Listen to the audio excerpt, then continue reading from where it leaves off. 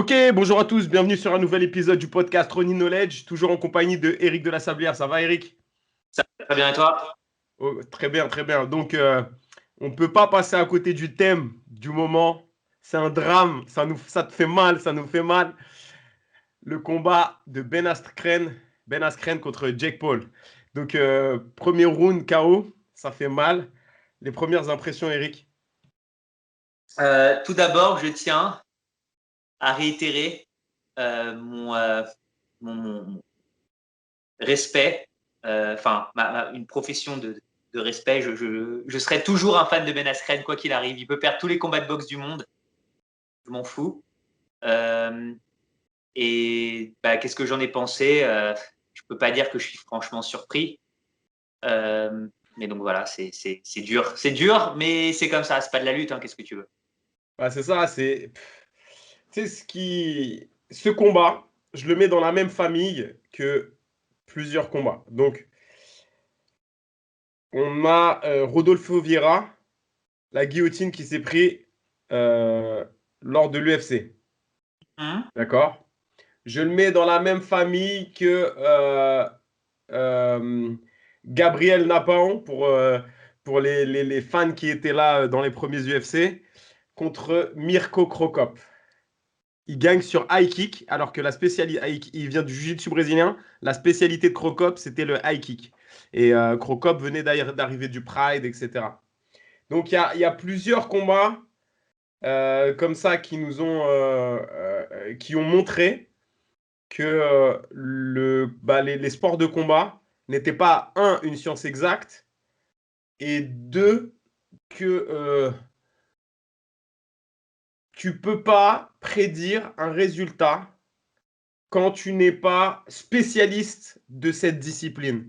C'est très, très difficile de dire, par exemple, je viens en MMA, je suis un des meilleurs strikers, bah, je vais en MMA, je ne vais pas me faire striker, je ne vais pas me faire toucher.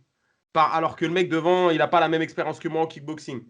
Pareil, je vais en boxe, moi toute ma vie j'ai fait du MMA, je vais en boxe, bah, je ne vais pas me faire boxer par un boxeur, je ne vais pas me prendre un KO. Ou par un mec. Non, ça n'a rien à voir, les critères de progression sont différents. Et après, il y a des critères techniques, des erreurs techniques qu'on fait. En fait, des fois, on a des biais de compensation qu'on va utiliser en MMA, qu'on ne peut pas utiliser en boxe. Par exemple, les petits gants, la distance, le fait de descendre dans les jambes, etc. On l'a vu. Quand Ben Askren il a perdu par KO contre Masvidal, c'était direct dans les premiers rounds. En fait, quand lui, tu lui laisses le temps de s'installer, c'est un grinder. Le mec, tu lui laisses le temps de s'installer, il tisse sa toile et il te bouffe, il te bouffe, il te bouffe. Et c'est beaucoup de mecs qui viennent de la lutte et du sol ont un jeu comme ça. C'est-à-dire, en fait, ils te bouffent à petit feu. Pourquoi? Et nous, on en parle souvent, Eric. C'est parce que tu as une notion de perception de distance qui est différente. Avec le striking, tu as besoin de plus de kinesthésie, du fait de toucher. Et donc, le fait que tu sois tout le temps dans une zone où tu vas aiguiser ton timing et ta distance sans toucher, juste avec ton jab, etc., avec tes frappes et tes déplacements, et ben ça fait que tu développes une vision de la distance, une perception de la distance avec d'autres outils qui vont être plus développés qu'un lutteur qui va utiliser que ses mains, surtout ses mains pour pouvoir évaluer la distance. Donc, enfin ses mains, c'est son toucher, c'est tirer, tout ça, c'est pas les mêmes postures, c'est pas, ça change tout le paradigme. Donc en fait, je pense que voilà, ça aurait pu être différent avec un autre combattant de MMA. Bah, de toute façon, ça serait forcément différent avec un autre combattant de MMA. Mais genre avec un McGregor, par exemple, ça serait jamais la même chose. Tu vois? McGregor Donc, qui est pas.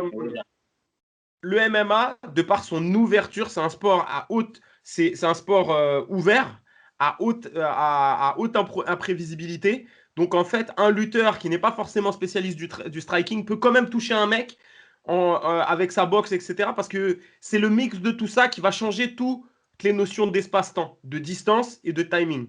Donc, voilà, ça fait mal au cœur, mais il y a un point qui est positif. Tu sais, c'est quoi? C'est que ça montre à tout le monde que si tu t'entraînes, tu peux avoir un certain niveau. On ne parle pas de la personnalité de Jack Paul, etc. Mais tu peux battre un autre adversaire. Que tout est possible, tu vois ce que je veux dire? Et ça, je trouve que ça, c'est un point positif. J'aime bien ressortir, c'est pas pour faire le gars angélique, etc. Mais j'aime bien ressortir un point positif de ça. Jack Paul, il s'est entraîné, le mec, tu vois? Il a son crochet large et son jab qu'il a mis et tout ça. Même, il était bien sur ses cannes, sur ses déplacements. Donc, je trouve que le côté marketing, je ne sais pas si c'est le meilleur. Tu vois, ça, je ne vais pas juger et je ne vais pas rentrer là-dedans. Mais en tout cas, ça montre un point que quand tu t'entraînes, tu peux avoir des résultats, même contre quelqu'un que ça fait des années et des années qu'il combat. Quelque chose que je trouve d'intéressant dans ce combat aussi. Alors, tu le mets là, les combats que tu as cités avant, c'est des combats chocs. On a été surpris de ce qui s'est passé. Je pense que c'est aussi un combat qui est étrange parce que bon, Ben Askren est clairement, je pense que même lui le prendrait pas mal, le pire striker du MMA de très haut niveau. D'accord ce qui ne l'a jamais dérangé parce que c'était pas du tout dans son plan de combat. On fait souvent des blagues en disant que Ben Askren, quand il rentre dans ses combats de MMA, il cherche la position intérieure sur les biceps et après il fait de la lutte. Donc le fait d'aller faire un combat de boxe, c'était peut-être pas très judicieux. Je pense que une des grosses erreurs que beaucoup de gens font, une des grosses omissions en tout cas qu'il y a dans ce combat et qui est triste, c'est que je pense qu'il y a aussi une notion de dégâts préexistants chez Ben Askren, qui est que Ben Askren, c'est quelqu'un qui a pris beaucoup, qui n'a pas pris énormément d'enchaînements, mais qui a pris beaucoup de très gros coups. Et avant Masvidal, d'accord, parce que quand il rentrait pour ses double legs, quand il rentrait sur des adversaires comme Douglas Lima, il se prenait quand même des gros genoux dans le visage. Et je pense pas que ce soit complètement étranger au fait que le KO soit arrivé aussi vite. C'est pas tellement le fait qu'il ait perdu par KO, c'est que c'est un gros KO. C'est un KO lourd. C'est pas 3 knockdowns, c'est pas un KO technique, c'est quelque chose où les jambes tombent. Ouais, il y a des grades de KO, tu sais. En fait, dans les commotions, il y a des niveaux de KO et il n'est pas dans le plus élevé, mais il est un ou deux avant, quoi. Un avant. Mais il y a un facteur que j'essaie de prendre en compte et que j'aimerais qu'on prenne en compte plus tard en France à la Fédé, ce qui est difficilement applicable parce que ça demande des facteurs discriminants intéressants, importants et qu'on ne peut pas mesurer tout de suite. C'est l'usure. L'usure. Le degré d'usure du combattant. D'accord? Le ratio d'usure, c'est-à-dire son nombre de combats et le nombre de coups qu'il a pris, le nombre de KO ou de knockdown qu'il a pris. On va pouvoir le suivre. Là, il y a un truc qui s'appelle le portail inter-commotion qui va faire qu'un combattant qui combat par exemple en boxe thaï ou en boxe anglaise et après qui veut aller en MMA ou qui vient du MMA et qui vient de se prendre un KO en MMA qui veut combattre en boxe anglaise, les officiels vont voir s'il s'est pris un KO et donc il va devoir, même d'une discipline à l'autre, respecter le temps de récupération. Et donc le facteur d'usure, moi je pense qu'il est important. Il y avait un boxeur qui s'appelle Krima Mitesh qui me disait les boxeurs thaï, quand ils ont 400 combats, ils préfèrent prendre un mec qui a 300-400 combats qu'un petit jeune. Pourquoi? Parce que le facteur d'usure est différent. Et donc, ça veut dire que les combattants ont pris conscience, de manière indirecte, avec d'autres mots, qu'en fait, ton temps, ton timing, ton coup d'œil, etc., se perd avec le fait que tu prennes des coups et tout. Donc, et c'est pour ça que certains combattants qui sont très très bons debout, quand ils perdent une fois, ils perdent beaucoup de fois. Parce que ce facteur, l'usure arrive très vite et le sens de la distance, le timing, etc., c'est au dixième de seconde. Hein. Tu vois, au dixième de millimètre, j'ai envie de dire même, pour certains combattants, ils sont perturbés rapidement. Donc le facteur d'usure, c'est quelque chose qu'on reparlera dans d'autres podcasts. J'aimerais avoir des experts. Je ne connais pas tellement des gens qui abordent ce sujet-là, mais je pense que c'est intéressant. Je pense que c'est important. Moi, c'est pour ça que je ne veux plus combattre en pro, en MMA, mais que je veux m'entraîner en pro. Pourquoi? Parce que j'enlève un facteur d'usure important qui est le cutting. Tu vois? Moi, ça me fatiguait de trop. Donc, par contre, j'ai envie de continuer le haut niveau à l'entraînement, combattre avec des sparring de haut niveau, mais je veux plus le cutting parce que j'ai payé mon dû déjà, donc j'ai le droit de dire ça maintenant. Mais en plus, je me sens bien meilleur sans ça, tu vois, et je vois maintenant l'effet que ça a. Regarde, un truc tout con. les acrobaties, mes acrobaties, mon explosivité, etc. Je ne pouvais plus, 2, 3 semaines avant un combat, alors que c'est là que je devais être le mieux, faire des accros, rebondir au sol, etc. Et là, ma perception dans l'espace, elle était modifiée. Peut-être que c'est mon entraînement que je faisais des erreurs, etc.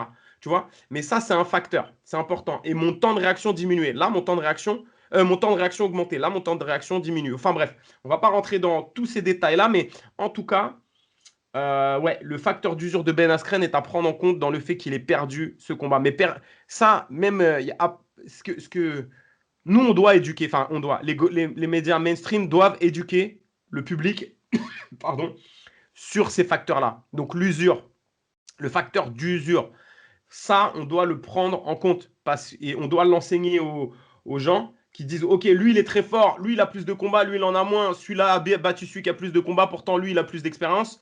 Ouais, mais ils n'ont pas le même facteur d'usure. Il a plus d'expérience, il conduit mieux sa voiture, tu vois. Mais à la base, sa voiture, c'était une voiture de course, mais progressivement, elle est devenue de plus. Elle s'est abîmée avec le temps. Alors que lui, il a conduit moins bien, mais par contre, c'est une voiture de ouf. Tu vois, elle est en pleine forme, enfin, elle est en pleine forme, elle est totalement en bon état. Donc, tu vois, c'est une bonne image que j'aimerais apprendre aux gens qui regardent les combats de MMA. On retrouve pas ça, on retrouve beaucoup moins ça en grappling, en jiu-jitsu brésilien. Cyborg, etc. Un mec comme Gordon, je vous fais le pari que le gars là, il va rester jusqu'à 45 ans, il va déglinguer tout le monde.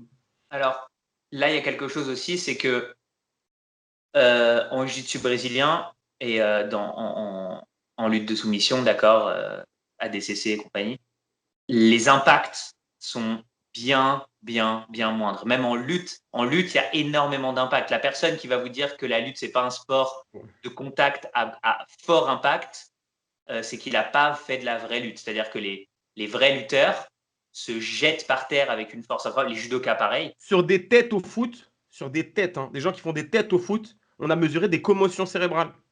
Bien sûr, bah, évidemment. Donc, c'est un. Et ce facteur est quasiment absent dans les sports dans les sports dits de sol, encore plus vu que l'amplitude est récompensée dans les amenées au sol, vu qu'il y a ce moyen de, quand on est dépassé sur l'échange de projection, on peut s'asseoir, descendre, tirer, ce qu'on appelle tirer pour la garde, attaquer les jambes, faire plein de choses, qui font qu'on peut réduire. On n'a pas une obligation de défense totale des amenées au sol qui peuvent après mener à ce qu'on appelle des reshots, qui sont des réamenées au sol très brutales, des contres. Donc toutes ces choses-là existant beaucoup moins, le taux de choc subi par ces combattants-là est très faible. Et donc l'usure, elle se fait à d'autres niveaux. L'usure, elle va se faire, mais elle est en général bien moins. D'ailleurs, les carrières sont beaucoup plus Beaucoup longues. plus longues.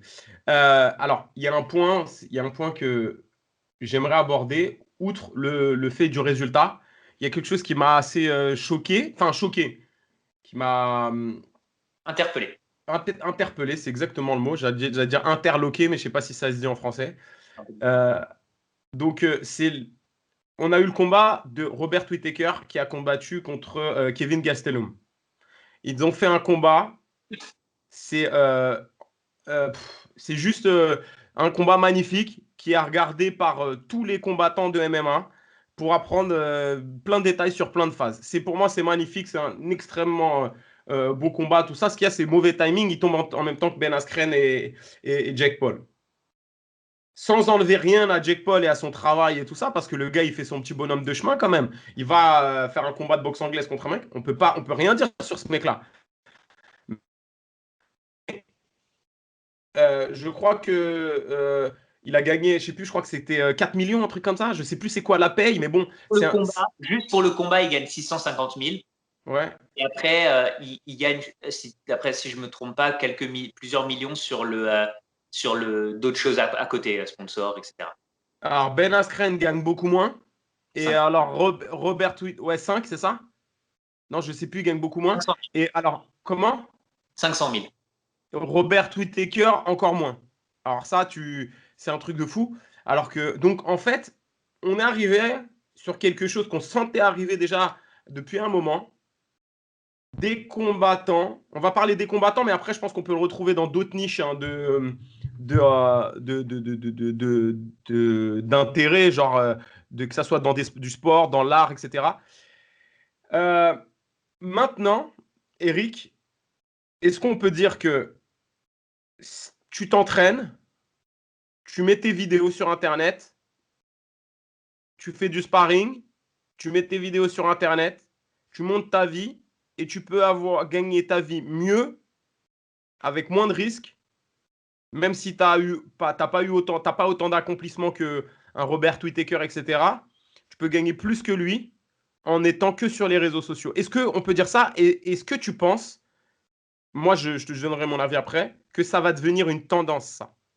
Et vers où ça peut nous amener? Quelles sont les dérives possibles? Alors, moi, je pense Les dérives et les points positifs, hein, les deux. Hein. que la tendance, elle est déjà là. On est déjà dedans. Et tu disais dans autre chose que le MMA. Donc, il y a j'ai plusieurs points de réponse. Le premier, c'est qu'aujourd'hui, il y a même pour le MMA ta présence sur Internet est extrêmement importante. J'en discutais avec des combattants montants avec qui on s'entraîne de temps en temps, et je leur proposais cette petite expérience qui était, si tu es une organisation de MMA de taille moyenne, d'accord, ce genre d'organisations qui sont les antichambres des grandes organisations, d'accord, dans lesquelles des organisations comme le One, le Bellator, l'UFC vont aller chercher leur talent. Et que tu as un combattant qui a un très bon niveau, gagné des compétitions dans son sport, on va dire, on va prendre un kickboxer, on va dire quelqu'un qui a un très bon palmarès de kickboxing contre des bons adversaires, qui a, allez, 1500 followers sur Instagram. Et en face, un autre combattant qui a 3-4 combattants pro. Notre premier mec, on va dire, a 7 combats pro. Et de l'autre côté, un autre qui en a 4. 4 combats professionnels contre des semis-inconnus. Mais il a, en gérant bien son image, dans son pays d'origine, dans sa région, sur les réseaux sociaux, on va dire, allez, on en connaît qui ont des 50, 60, 70 000 followers, voire 100 000. Quelqu'un m'a fait remarquer, en parlant d'une organisation que je ne citerai pas, en me disant « Oui, mais tel mec a plus de followers que l'organisation elle-même, alors qu'il a moins de 10 combats. » Pour l'organisation, c'est de l'or. Parce on sait qu'il va faire le relais, on sait qu'il va porter l'organisation autant qu'elle le porte, qui va faire sa promo. C'est fantastique pour une organisation. Donc oui, de ce côté-là, la présence est importante. Maintenant, pour répondre à ta question de est-ce que en prenant moins de risques, on peut déjà réussir? En fait, moi, ce que je voulais dire, c'est le gars ne combat pas. C'est-à-dire qu'en fait, je pousse le vice un petit peu dans ma question pour dire le gars, il s'entraîne, il fait des sparring, il filme sa vie, il se filme avec des stars, il a il a la vie d'un combattant, il fait tout, sauf il va jamais combattre dans un événement. Tu vois que ses sparring, ses entraînements. J'ai un exemple maintenant. Vas-y. Comme ça, pas dans les sports de combat, là où ça existe déjà. Le monde du fitness. Vous avez des types en France, au Brésil, en Suède, où vous alliez, qui sont des bodybuilders de niveau international, d'accord? Des gars qui sont des nutritionnistes, qui ont une précision dans leur périodisation dans tout pour être énorme au bon moment. Et on peut dire ce qu'on veut en ce qui concerne le bodybuilding, les substances, ce qu'on veut. Toi, Johnny, je sais que tu es d'accord avec moi. Dans ce cas-là, c'est même moi qui suis d'accord avec toi. C'est que on ne peut pas leur enlever qu'ils ont une connaissance et une scientifique de leur sport qui est hallucinante. Et pas que des produits dopants, hein, surtout. Alors, oui, bien sûr. Certains de ces pratiquants qui font des compétitions de bodybuilding, et attention, la compétition de bodybuilding, c'est dur. Hein, ouais. Parce qu'il faut se préparer, voilà. Bah, eux, tu leur parles de cutting, tout ça, c'est chaud. Hein. Voilà. Ouais. Vous avez des gars sur Internet de 22 ans qui font des vidéos tu veux des gros biceps, etc. Blablabla. Comment entraîner tes biceps de blablabla. 8 exercices à faire à la maison. qui sont les meilleurs pour les pecs. Entre grandes parenthèses, attention, ce ne sont pas des pompes, enfin, etc., qui gagnent en gérant bien leur image des 1000 et des 100 en n'ayant jamais à prendre les mêmes risques ou en n'ayant pas à faire les mêmes efforts que des personnes qui veulent faire du world bodybuilding international. Et pour les combattants, en ce moment, il y a quelque chose que je vois dans l'univers que je connais le mieux, qui est l'univers du jiu-jitsu brésilien. Dernier point. C'est qu'il y a des combattants qui sont aussi bons, hein, souvent. Dont un que je vais vous citer qui est excellent. Attention, hein, je suis pas en train de... Là, on est dans un autre contexte que celui qu'a cité Johnny. C'est quelqu'un qui est très très bon, okay, qui s'appelle Andrew Wiltse. Andrew Wiltse, il a une académie qui s'appelle Daisy Fresh aux États-Unis. Je vous invite à aller voir le documentaire. Enfin, moi, c'est tout ce que j'aime. C'est un peu roots, mais c'est vraiment bien. Et c'est un type qui est très très bon, qui a été champion panaméricain de Nogi, qui a été champion en Kim et dans les avant d'avoir sa ceinture noire et qui maintenant poursuit des championnats de ceinture noire. Mais vu qu'il ne peut pas participer parce qu'il n'y a plus de compétition, il se filme en train de tourner dans son académie avec des gens. Mais comme il est sympathique, comme il a une bonne image, comme il a réussi de par son image et son travail, à se faire reconnaître par des grandes marques comme Show Your Roll, par des grands relayeurs comme Flow Grappling, il est en train de devenir une figure majeure du jiu-jitsu américain, mais ultra visible, qui fait des DVD avec BJJ Fanatics qui sont relayés, qui est tout le temps présent sur Flow Grappling, qui est le plus grand média de sol au monde, alors qu'il y a des personnes qui sont... Alors attention, je ne mets pas en cause son niveau, son palmarès, et je pense que son palmarès va encore grandir, mais vous avez des gens qui sont 4 fois champions du monde, qui n'ont pas la moitié de sa reconnaissance et qui ne font pas la moitié de ce qu'il fait. Et ça vient du fait qu'il l'a dit lui-même, j'ai pas de footage de vidéos de compétition à montrer en ce moment parce qu'il n'y en a plus. Par contre, ce que je peux faire, c'est me filmer avec mes élèves. Voilà. Et ça me fait penser à une remarque que j'avais eue en cours d'éco, de socio et d'éco, au lycée. Et quand je demandais, mais en fait, je me souviens, je demandais à mon prof et je lui disais, mais en fait, on voyait les différentes payes, tu sais, des gens, des gars qui allaient travailler à la mine, etc. Tu sais, dans cette période-là, et tout ça, on parlait du marxisme, on parlait du fordisme et tout. Et en fait, tu te rendais compte que t'es jamais payé à la peine. T'es payé, t'es payé, t'es très peu payé à la pénibilité. T'es très peu payé au mérite de ce que tu fais, tu vois, même si ça c'est encore, c'est plus souvent quand même, tu vois, au mérite, t'es payé au poste que tu as. Parce que moi, j'ai rencontré, je pense que tu as rencontré, j'ai rencontré des gens qui travaillaient dans des entreprises, qui avaient gravi les échelons parce qu'ils avaient fait leur preuve, etc. Et au final, ils ne font plus un écrit. Ils n'ont fait plus rien d'administratif, juste leur taf, c'est d'être là et de parler. Vous allez comprendre pourquoi je dis ça. À mon avis, vous sentez un petit peu le truc venir. Ils sont là pour faire de la communication, mais de la communication horizontale, c'est-à-dire ils communiquent avec les gens de leur team, de leur boîte, etc. Ils font de leur coordination et ils sont payés pour ça. C'est un taf, c'est un vrai taf, mais ils font rien de physique. Physiquement, il n'y a pas de pénibilité et ils sont super bien payés. Il y a d'autres et en même temps, des fois, ils communiquent avec d'autres gens et tout. En fait, ils jouent là-dessus. Et il y a plein de tafs comme ça maintenant. On pourrait citer d'autres exemples. Je pense que tu en as d'autres, Eric, comme ça. Et puis, ce que tu rapportes aussi. Hein. Comment? Tu es payé en fonction de ce que tu rapportes aussi. Voilà, de ce que tu rapportes, c'est ça. Ouais, en fonction de ce que tu rapportes, pas sur la pénibilité. C'est même pas ta qualification. C'est ce que tu rapportes, littéralement. Tu vois?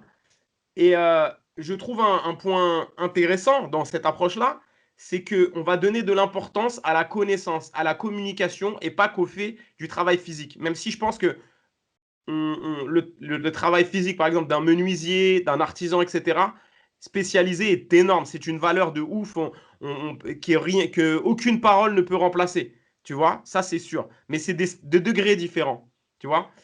Et voilà. Après, ça, c'est un autre débat. Mais ce que je veux dire, c'est que ce que je veux dire, c'est que là, peut-être qu'on est en train de se dire, bah en fait, le mec, il sent inconsciemment, hein, Le gars, il s'entraîne, il a une bonne hygiène de vie, il n'a pas besoin de se buter, de faire des cuttings de ouf et tout ça. Il nous montre un truc qui est positif. Il s'entraîne, il ramène des sparring, ils s'entraînent entre eux. Tu vois, il y a, il y a un côté un peu positif dans cette approche. Je sais que là, les combattants qui vont entendre ça, ils vont me tirer dessus. Mais il y a un côté positif dans son. Enfin, ils me tireront pas dessus parce qu'ils me connaissent, tu vois. C'est des potes et tout.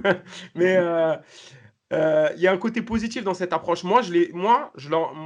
Je pense qu'on ne doit pas leur en vouloir à ces gars-là parce que en fait, déjà ils divulguent le milieu des combats, ils font gagner des followers et tout ça, et ils nous montrent une autre manière de pratiquer. Et avec le temps, on va se rendre compte que ah ouais bah tout cela, on va dire il y en aura 80% qui vont pas combattre, qui vont faire des sparring et se filmer, et les 20% qui vont continuer à combattre et à faire des régimes, et peut-être que ça va changer aussi l'industrie de l'organisation des organisations de combat. Hein. Peut-être qu'ils vont se dire bon ah ouais, il faut quand même faciliter un peu plus le taf des combattants, on va changer la pesée, on va faire plus de KT, on va trouver un truc, tu vois, pour pas qu'ils se niquent trop la santé, pardon pour le mot. Et, euh, et en fait, ça va donner plus de valeur au final aux gars qui vont vraiment, j'ai envie de dire, au charbon, ou les gars qui... Ça va donner plus de valeur aux champions de salle, parce que jusqu'à maintenant, c'est péjoratif d'être un champion de salle, tu vois. Et moi, je pense pas. Je pense pas que c'est péjoratif un champion de salle. C'est pourquoi? Parce que tu as des gars, ils sont moins forts en compétition, mais par contre, quand tu les rencontres sur un tatami, c'est des tueurs. Parce que c'est pas leur personnalité.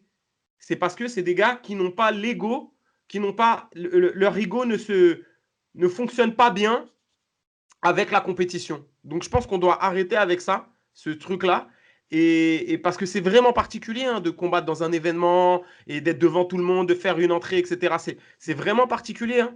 Je te jure, ces mecs-là qui sont champions de salle, si tu les mettais en équipe et qu'on faisait une équipe contre une autre équipe, ça se trouve, ils seraient champions du monde. Parce qu'ils rentrent à plusieurs. C'est des gens, ils ont besoin d'avoir une cause de groupe pour combattre.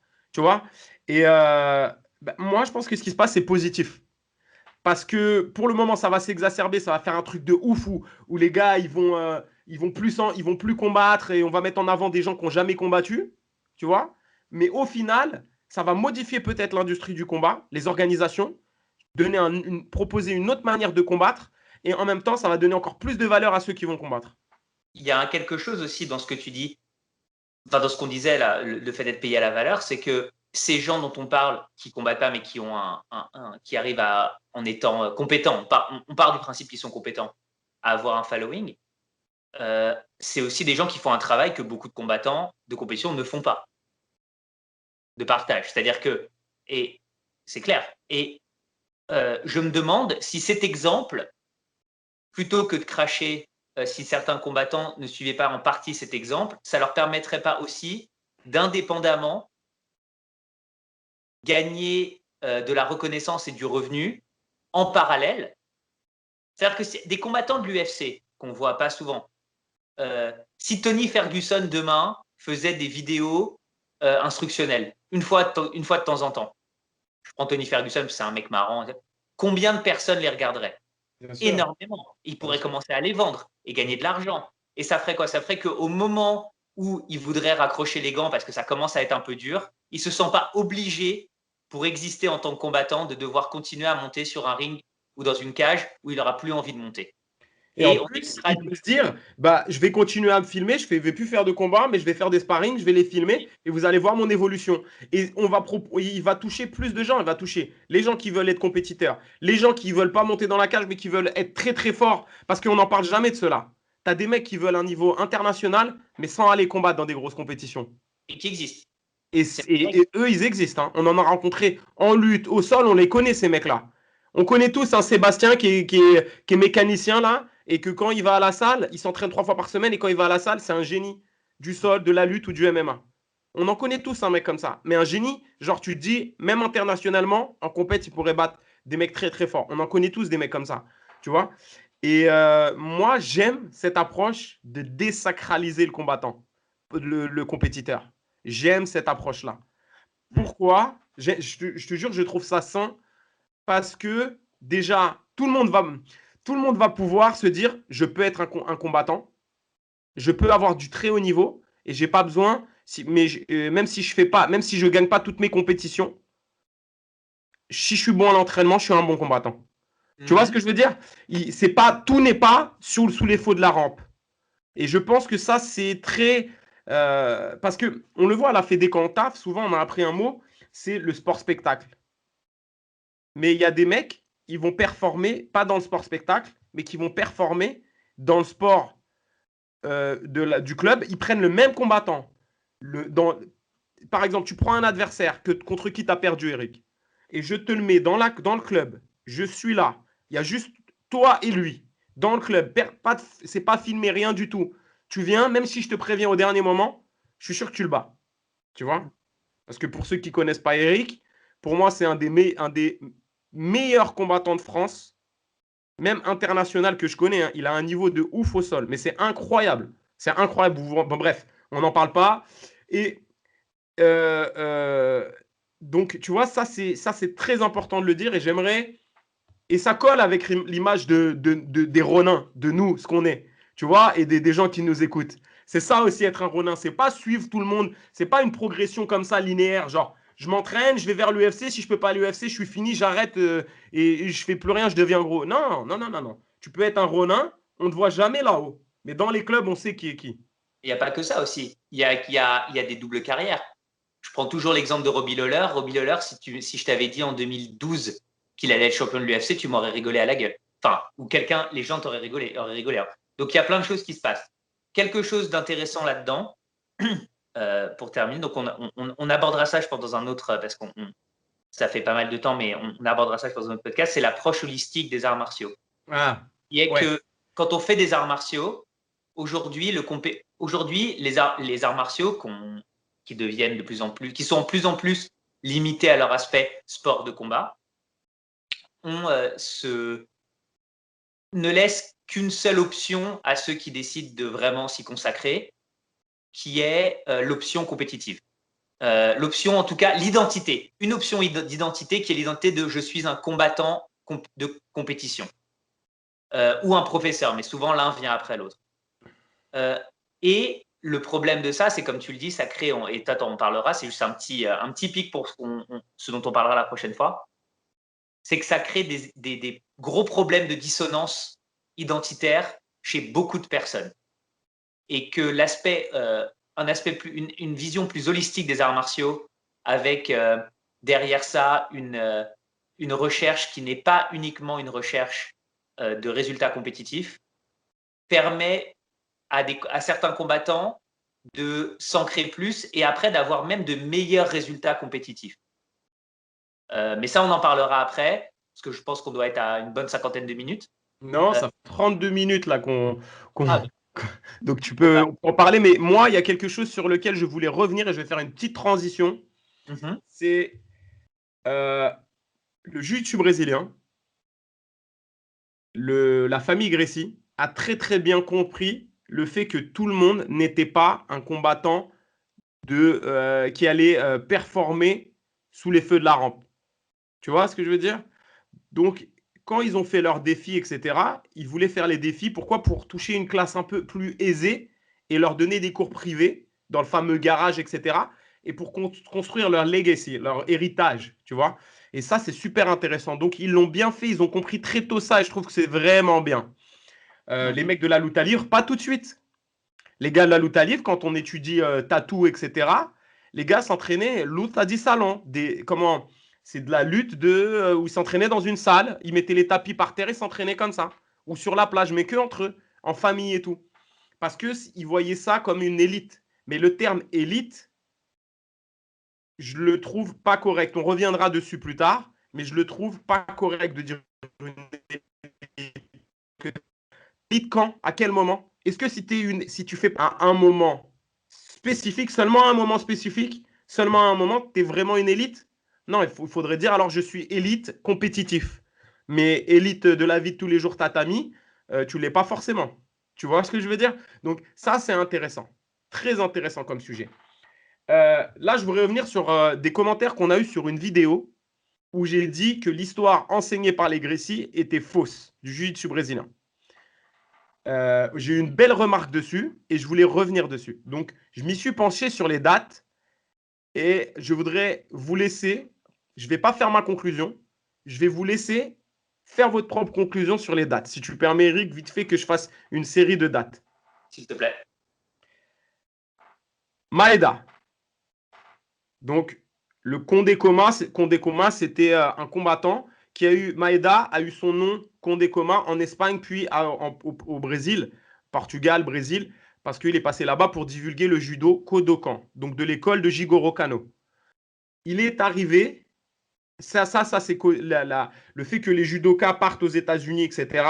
C'était avec j'ai oublié le nom, vous m'excuserez, en 1878, je crois que c'était un sénateur américain qui était très intéressé par les formes de combat et notamment le judo japonais. Et il a voulu en ramener aux États-Unis. Il faut savoir qu'avant, les voyages étaient très très longs, donc ils passaient souvent par l'Europe et après, ils allaient aux États-Unis. Donc, de par sa volonté d'expansion, le Kodokan a envoyé des émissaires en Europe, au Brésil, aux États-Unis, puis au Brésil, etc. Mitsuhiro Maeda, représentant du Kodokan, le Kodokan, entre parenthèses, qui est qu'une seule famille, une traduction, une vision, si on peut dire, Eric, du jujitsu traditionnel japonais.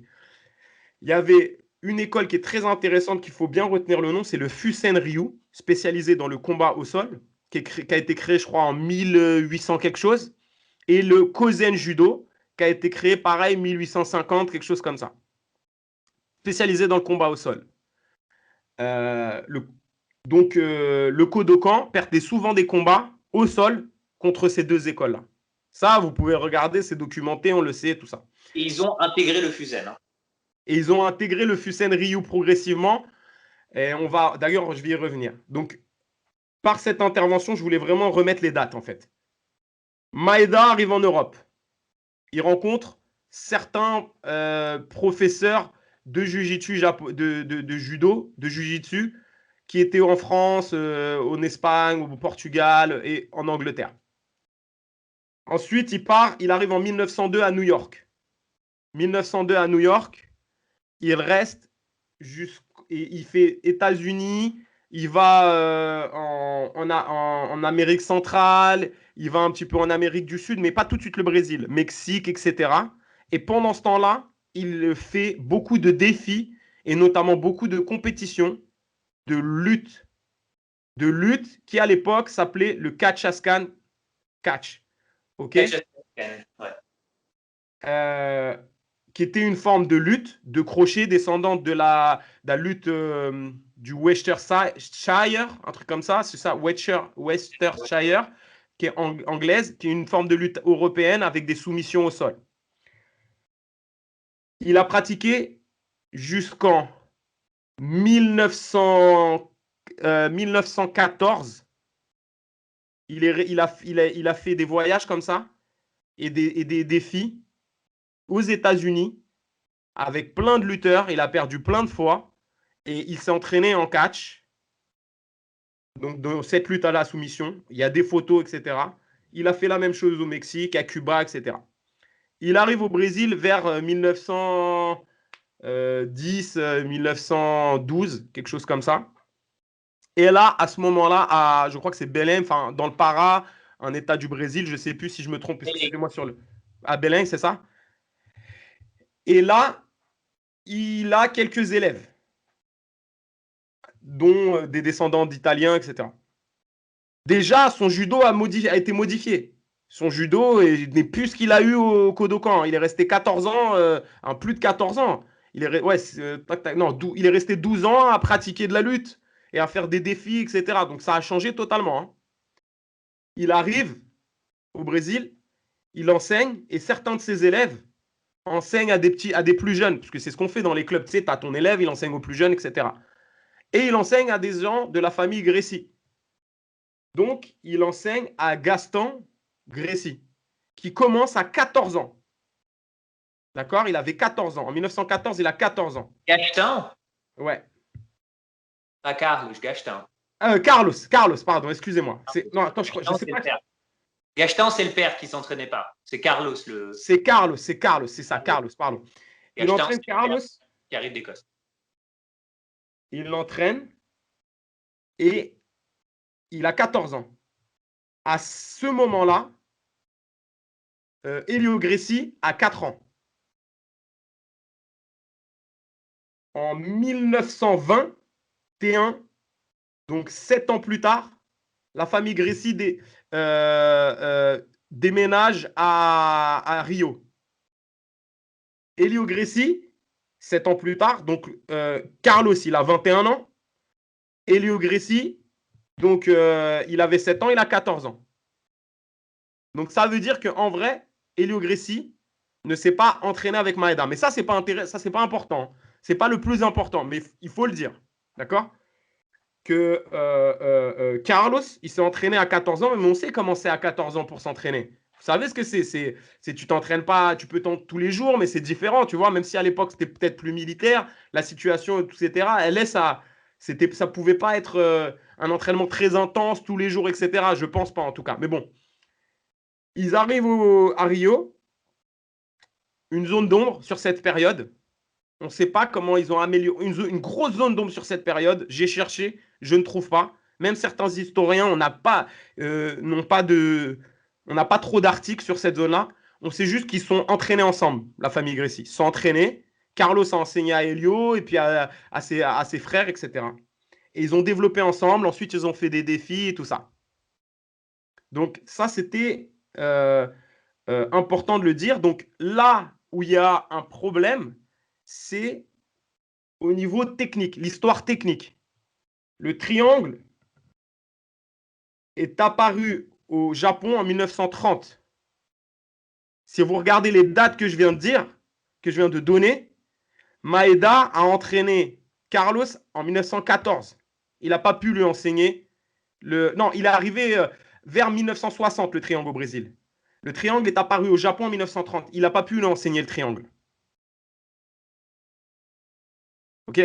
Donc, ce qui est intéressant, c'est de dire que tout au début, la pratique des Gracie, leur jujitsu, était de la self-défense, qui a été fortement influencée par notamment la boxe française, la savate. Et on le revoit quand ils font leurs coups de pied et leurs techniques, ils se mettent de loin, ils envoient les front kicks dans le genou, etc. On le voit, enfin les chassés genoux, les coups de pied frontal de face dans le genou, on le retrouve ça. Donc, ce qui a fait la grosse transition, c'est les oppositions de style des fils de Helio, d'Helio aussi, mais des fils d'Helio contre d'autres combattants. En fait, c'est leurs défis qui ont fait la modification du Jiu-Jitsu. À la base, il n'était pas trop comme ça, même s'il descendait déjà d'une lignée de Maeda qui pratiquait déjà les défis. Donc là, il y a vraiment un truc qui est intéressant, c'est que progressivement, ils sont arrivés jusqu'à l'UFC où Helio, où Royce a fait son fameux triangle et voilà, ça a explosé dans le monde entier, le jiu-jitsu brésilien, et aussi les premières compétitions progressivement de jiu-jitsu sportive qui ont bouleversé le niveau au sol. Ça a implosé le niveau. Ça, c'était pour l'histoire du jiu-jitsu brésilien. Et là où il y a un truc vraiment intéressant, c'est dans l'histoire de la lutte à livre. Je vous ai dit qu'il y a un moment où Maeda, il arrive aux États-Unis et il s'entraîne en lutte pendant un moment, longtemps. Il perd, il gagne, il va au Brésil, il fait des défis, papa, tout ça. Pendant ce temps-là, les mecs qui étaient là-bas, c'était des lutteurs qui faisaient du sol et des finalisations. Et ben eux, ils ont fait le même chemin. Ils sont descendus. Bon, cette lutte, elle venait d'Europe et ils sont descendus au Brésil. Et donc, il y a une bifurcation. Tu as une branche qui a gardé de judo qui a été influencée par qui a perdu quelques combats contre le Fusen-Ryu au Japon, donc qui avait déjà un peu gardé le sol, mais le judo Kodokan voulait enlever le sol pour se diriger vers le judo olympique qu'on connaît. Et cette branche-là, de judo, qui arrive de Maeda, qui arrive au Brésil, ils enseignent le sol, ils enseignent beaucoup le combat au sol, etc. Ils le développent progressivement parce que ils en ont besoin, parce que dans les combats, ils se font amener au sol, dans leurs défis, il faut qu'ils gagnent au sol. La preuve en est, c'est quand on voit les journaux, ils imposent le port du kimono contre leur adversaire, d'accord? Et le temps aussi, le fait qu'il n'y ait pas de durée de temps. Et pendant ce temps-là, les lutteurs arrivent, donc on voit Doudou, le professeur de Tatou, qui avait, je crois qu'il s'appelle Amilcar Orlandivo, un truc comme ça, qui avait appris avec des catcheurs, d'accord, qui avait fait aussi un peu de judo, pas avec Maeda, dans une autre, avec d'autres japonais, et qui enseigne à Tatou le catch. Tatou s'entraîne, se prépare, etc. Et toute la filière de Luta Livre découle de lui. Ça part là, avec plein de liaisons.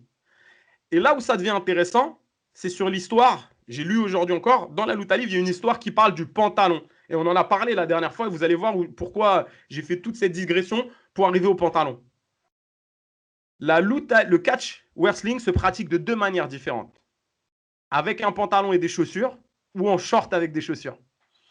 On a vu que la luta livre brésilienne, elle est influencée par le judo, le jiu-jitsu traditionnel et le catch wrestling. Donc, plusieurs écoles de luta livre pratiquent sans pantalon. Maintenant, l'école avec pantalon, pourquoi elle se justifie historiquement? Elle se justifie pour une chose, trois choses. Le haut, soit torse nu, soit en débardeur, synonyme ou alors manche-coute, synonyme de la tenue des anciens lutteurs.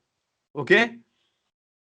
Le pantalon qui descend du judo ou du jiu-jitsu brésilien et qui a son utilité, je vais y revenir après. Les chaussures, on les a enlevées. Et le système de ceinture. Le système de ceinture qui a été modifié en Angleterre par un judoka japonais et qui a été développé soi-disant en se basant sur les couleurs des boules de billard. Mais il y a d'autres versions, je ne vais pas développer là parce que ça peut porter polémique. Moi, j'ai mon idée, je vous laisse chercher. Mais le système de grade, je crois que je sais d'où il vient. Et le fait que ça soit en Angleterre, j'ai ma petite idée. Et, donc, le système de grade donne la racine européenne, le pantalon, la racine japonaise, le haut, la tenue du haut, pourquoi on l'enlève, etc. Enfin, le type, c'est l'héritage des lutteurs américains. Et donc, en fait, la tenue de luta livre de l'école Bruno Silla est un syncrétisme, est un mélange est un témoignage de toutes les origines de la luta livre brésilienne au Brésil. Et donc, elle devient l'utilisation de temps en temps du pantalon et de la ceinture et du college, donc manche courte ou alors débardeur, devient totalement, ça fait son sens, ça fait tout son sens. Et je voulais juste redire un détail, c'est sur le pantalon.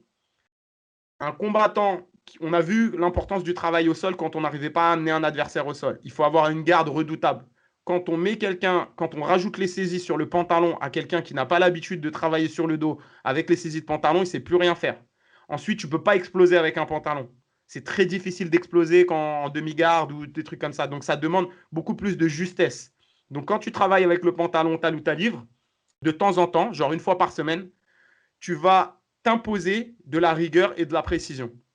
Donc, c'est magnifique, je trouve, parce que la luta livre de pantalon de Di Carlson, elle est vraiment moderne, en fait.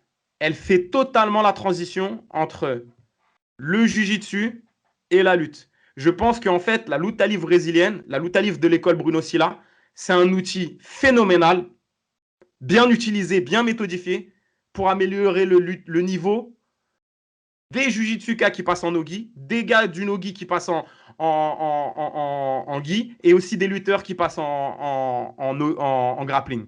Voilà. Je dirais que c'est une pratique transitionnelle intéressante. Voilà.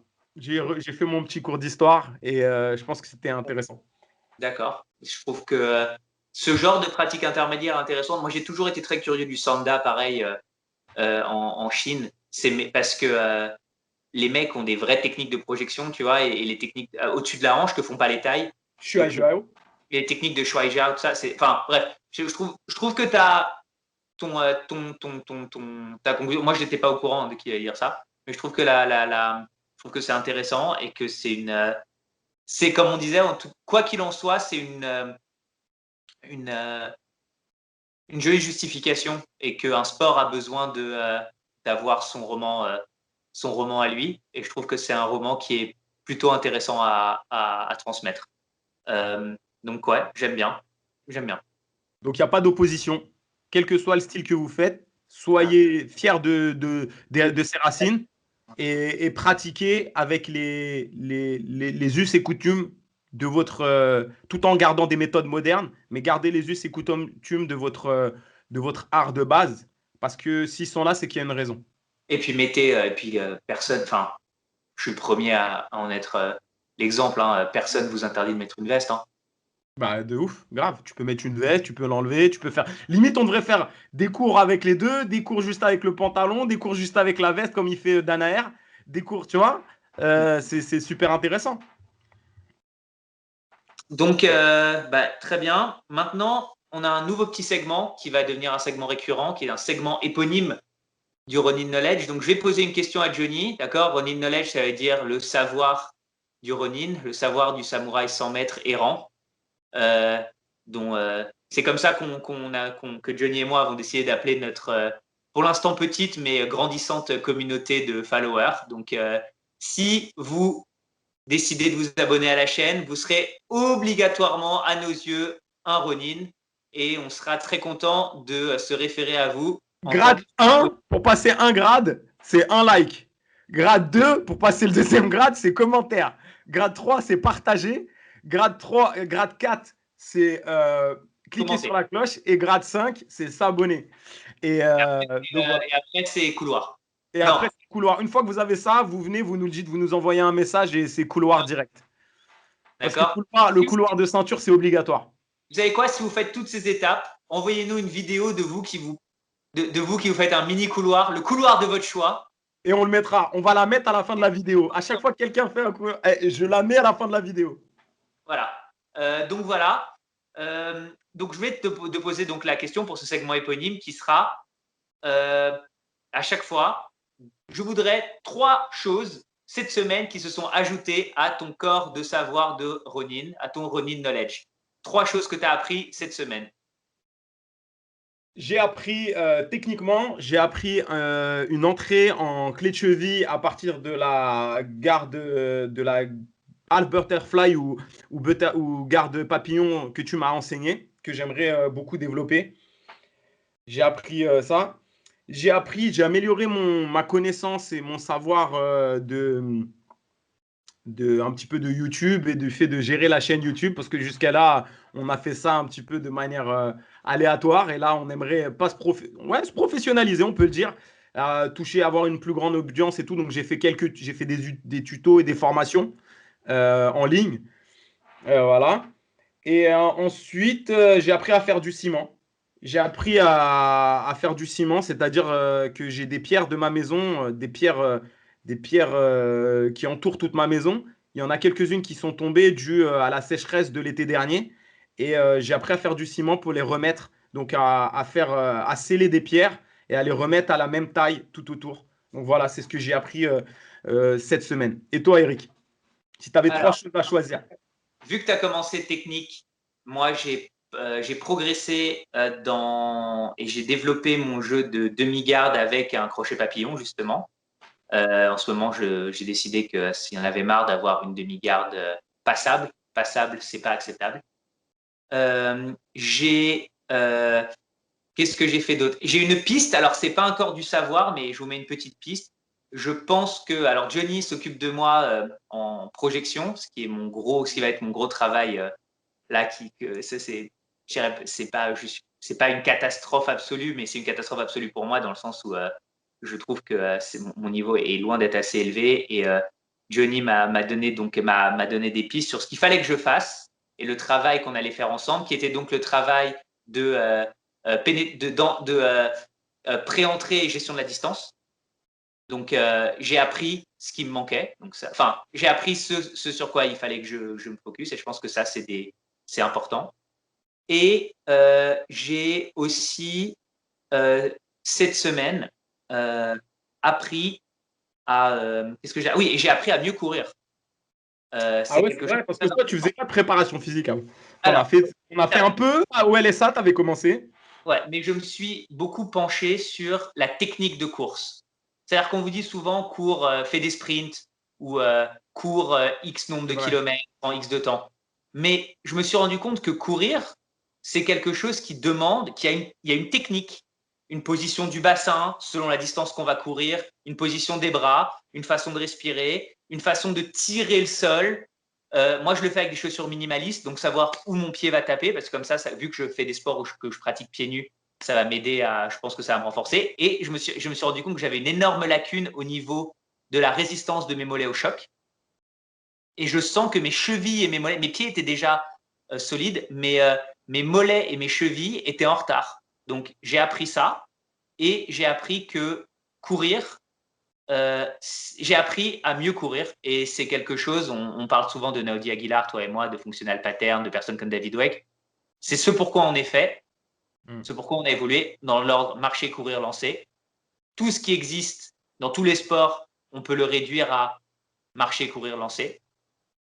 Et je trouve que c'est un monde extrêmement intéressant que celui de la technique de la course. Voilà.